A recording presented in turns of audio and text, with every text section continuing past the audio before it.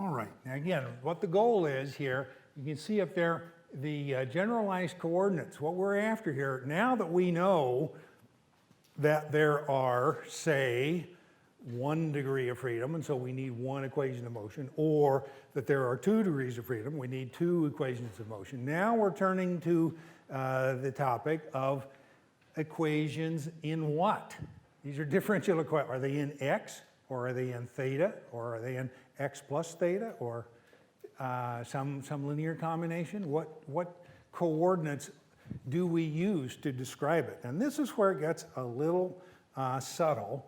Let me just bring your attention that the goal here is that we have to have, the purpose of the coordinates have to be scalars. And by the way, this is the beginning of the 3rd segment, sorry.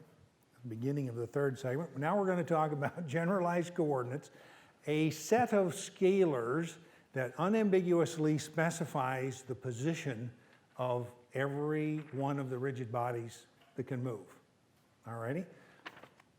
So you're not done if you can't describe everything that is every position, the position of every object.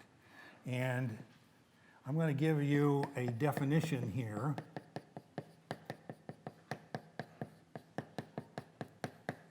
These are criteria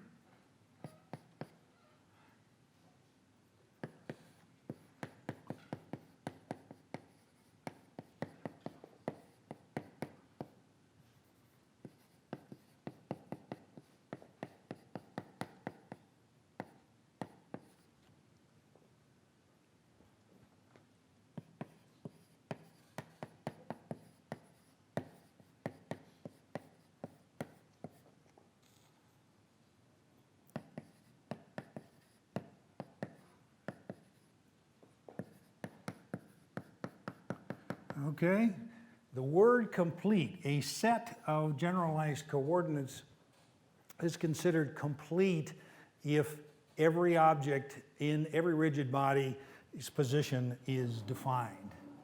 Now this is a little more subtle. We're going to go through this here in just a minute.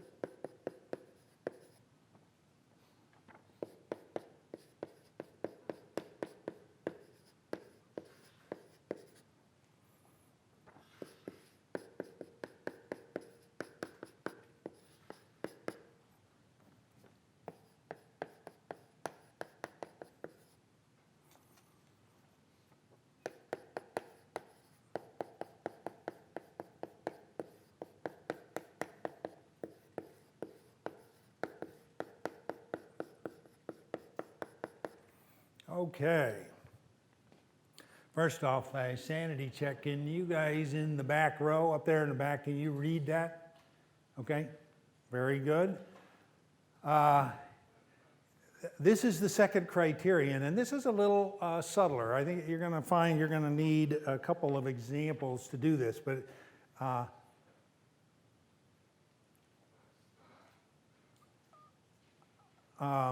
let me just read it to you, that a set of coordinates, a set of generalized coordinates is independent if when all but one of the generalized coordinates are fixed, if you fix them all but one, for that one you didn't fix, there is a continuous range of motion for it. Okay? Seems a little odd, but let me just say, this is a crisp mathematical definition of this concept. We are not, as far as testing purposes are concerned, we're not going to hold, we don't really care about the definition. We're not going ask you to regurgitate this definition. We are going to ask you to use it, all right? Not the wording, but you do have to figure out whether a set of coordinates is complete or independent. So toward that end, let me give you some examples to see if we can. And I'll tell you right off the bat, this is, if you don't get this the first time, you're not alone. And fortunately, your book has some, will give you some help in this. It goes like this.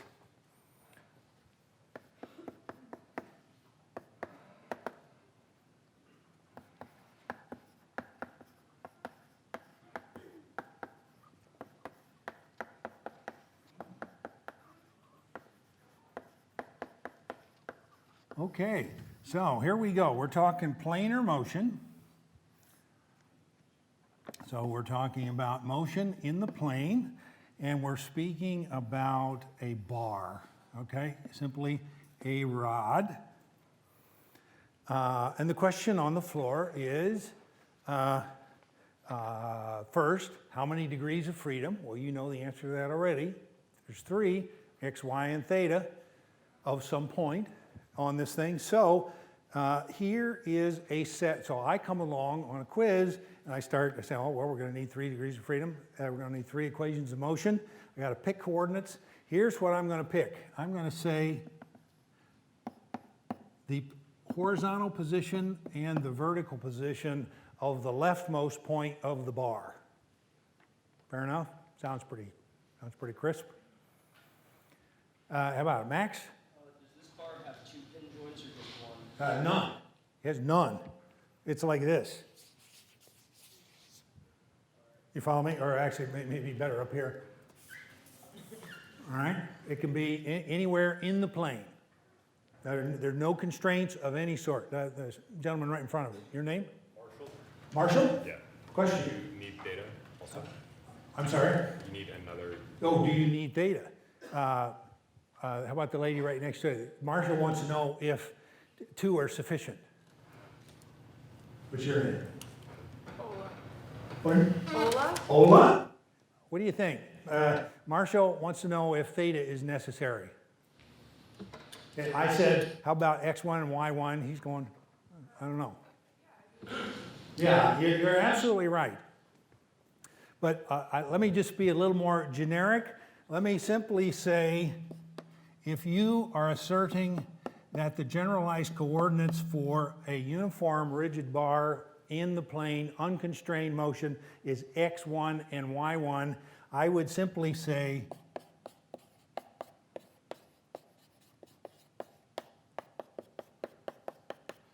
I'm sorry, that won't do. All right? The reason is it's not complete.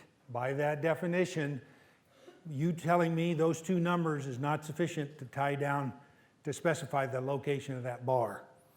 All righty? So, Marshall caught that one. Now let's do this. How about, so I say, okay, I'll play your silly game. He didn't like, here's the rigid bar, here's 1 point, there's 1 point on the other end, x and y. How about this?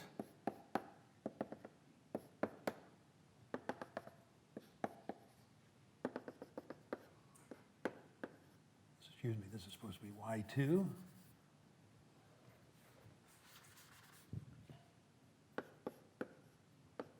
Okay, Marshall, how about it? Complete but not independent. Yeah, absolutely. Yeah. Now, hang on. So what he said is, well, that's better in one sense, but it's complete.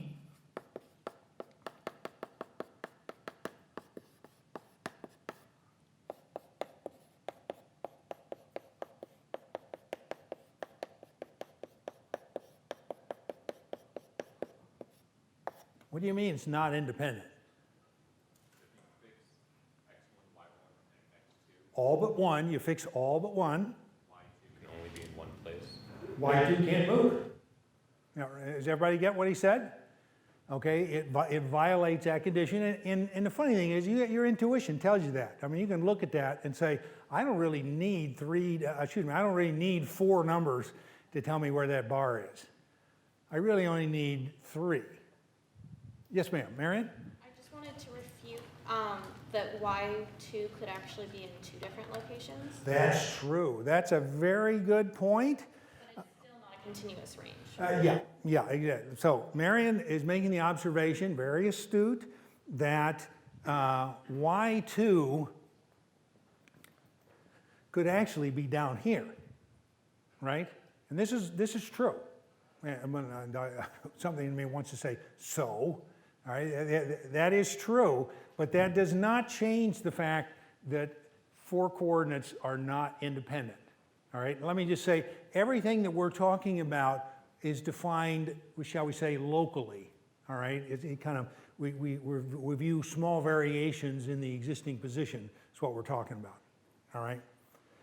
Yes, ma'am, I can't, Jean something. Genevieve. Genevieve. But wouldn't we need the length of the rod to say we don't need Y2? The question is, wouldn't we need the length of the rod? And the answer, not really, okay? Because what we're really saying is, I don't need to know anything about the rod per se. All I'm looking for is the number of numbers required to unambiguously specify its position. All right, that's the question on for. Nate? If you were just to remove one of those constraints, like Y2, would it be considered complete even though there's that discontinuous ambiguity in where the bar can be? Absolutely. Yeah, that's a very good point. Nate is getting resourceful here. He's saying, well, how about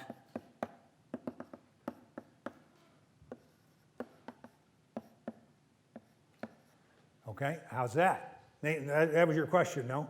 Right. Yeah. Is that complete? Absolutely. This is valid. This is both complete and independent.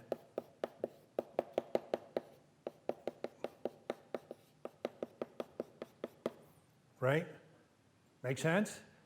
Okay, by those definitions. Yeah, the lady right, oh, I'm sorry, Nate? Well, even though there's that, like, she mentioned that you could have it, it could be like mirrored over. Yeah, the business Marion brought up, I tell you honestly, is quite orthogonal to this discussion. The fact that there are, anyway, that's a whole different issue for another time. Yeah, yes, ma'am, and then Nico. Clarify. That was your question, yeah, Nico? If the length of the bar was specified and fixed, this would be not independent again, just because the bar can only be in one place for those 2 X relationships. Well, yeah, let me put it this way. This whole discussion was predicated on the assumption that the physical geometry of the object itself, the rigid body, is fixed. Okay, you tell me the length before I ever start. Well, in that case, that wouldn't work because for 2 X's of like a specified distance apart, you'd have to have a certain angle. And Yeah, but it could be at any point. Well, let me just say, let me get one more down here, Nico, before I time out here. I was anticipating a different question.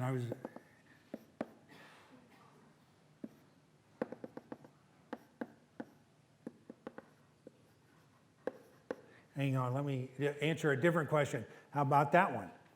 How about this is a completely different point of view? It says, I don't care about any of those others. How about I choose as my 3 numbers the horizontal position of the center of mass, the vertical position of the center of mass, and a theta. How about it? Nathan? That'll work. That is also complete and independent. And what does that tell you? Did I erase it already, or is it just covered? Nope, it's not up there. I must have erased it. The business about not unique, okay? This is a good one, that'll work. This is a good one, that'll work. It's your choice, all right? You can have the different, you can write the equations of motion in any set of coordinates you choose. But whatever the set of coordinates you choose, just like Goldilocks in the porridge, it's got to be enough, but not too much. All right, it's got to be complete, so that it specifies everything, but not over-constrain everything.